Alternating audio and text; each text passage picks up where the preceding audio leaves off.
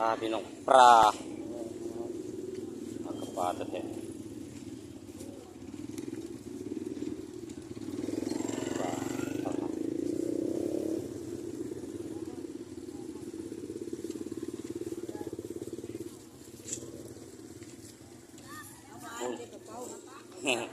ปลาเป่าก็มีเนาะอืมปลาครึ่งปลาอย่างไงเนาะตัวใหญ่อะดิปลา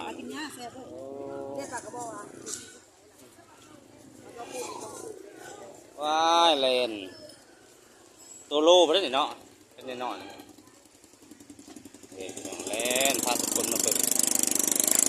ปลาลายขนาดเลยปลาเสร็จปลาหลาดปลาอย่างไงปลานางแม่น้ำซีเนาะปุ๊บก็ได้ปลาหลาดเลาะตลาดก่อนพี่น้องเว้ยพาทุกคนเลาะตลาดก่อนมีแต่ปลาเศษปลาขาว20,000กล้วยยังไงกล้วยอีตอป่ะนี่วีเท่าไรอันนั้นนะ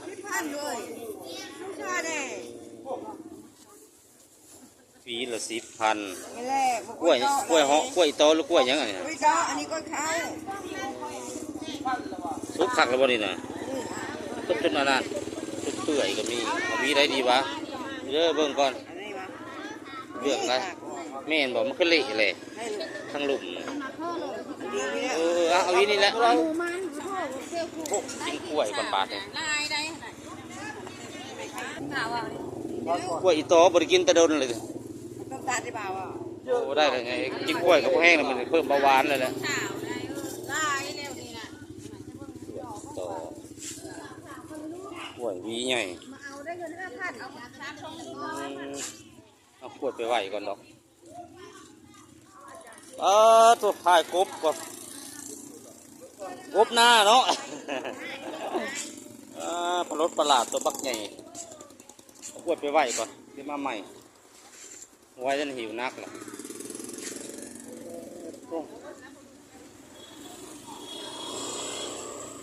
นั่นก็ได้มาทุเรียนมาเสียบฝรั่ง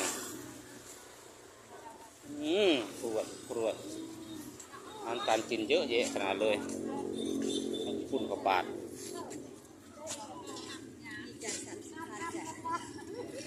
พี่น้องเอ้ยไปสกอตเอาขวดไปไหวก่อน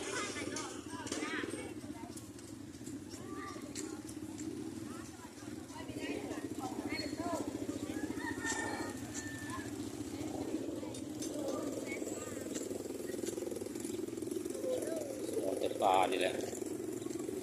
นี่ข่ายปลาอีกก็อะไรยังเขาได้กล้วยวีเดียวนี่แหละทุกคนเลยเราตลาดสิปูนมาเห็นกล้วยอีโตบริกินแต่หึงแล้วกล้วยอีโตเนี่ยมันจะดับแนวเลยแถวบ้านเราเนาะยังไม่ได้ยังคงกินก็ได้มากล้วยนี่แหละ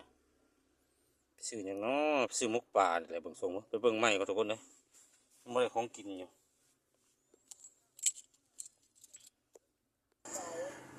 ไปเบิ่งอีกกับทุกคนเลยยังไม่ได้ของกินเลยแต่กล้วยอีโตเครือใหญ่จะออกจากปลาเนี่ยพูดว่าปลาไปเบิ่งไม่ก็ยังไม่ได้กับเข่าทุกคนเลยแต่กล้วยเครือใหญ่ดีใหญ่ไหม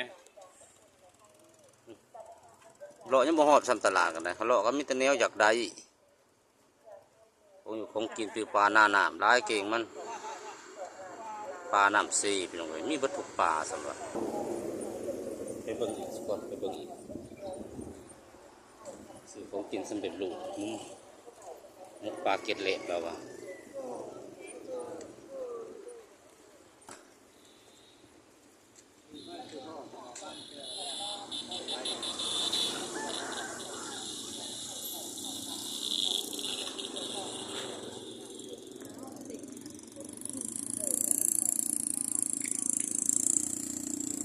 หมกปลาอันนี้ลาบอย่างน้อเนี่ยลาบหมูโอ้แมงวันกระดาษเนาะมันซาเพื่อนจะหอมดิ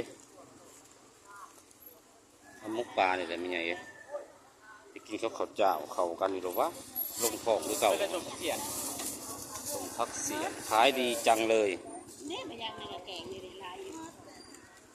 เอาบ่เข้ามาเลย ยังเอาตัวเอง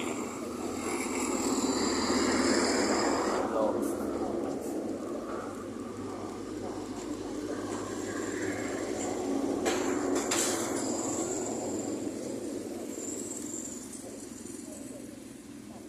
รถลายทุกคนยังมาเศร้าเนาะ6 โมงปลายแดดออกแต่เศร้าแท้มันไปแล้ว